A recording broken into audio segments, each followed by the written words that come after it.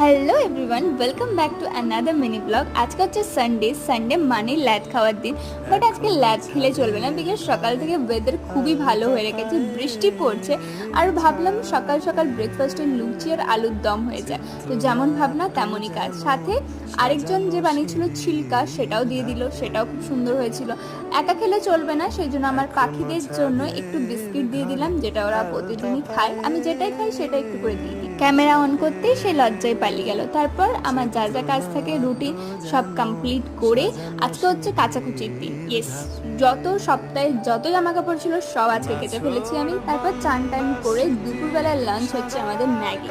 বিকেল হতেই চলে এসেছি, তার চাইবেলাতে একটু বন্ধুদের সাথে আড্ডা মারতার সাথে এই ব্রাউনি ফার্স্টটা অর্ডার করেছিলাম, জাস্ট টু গুড ছিল খেতে।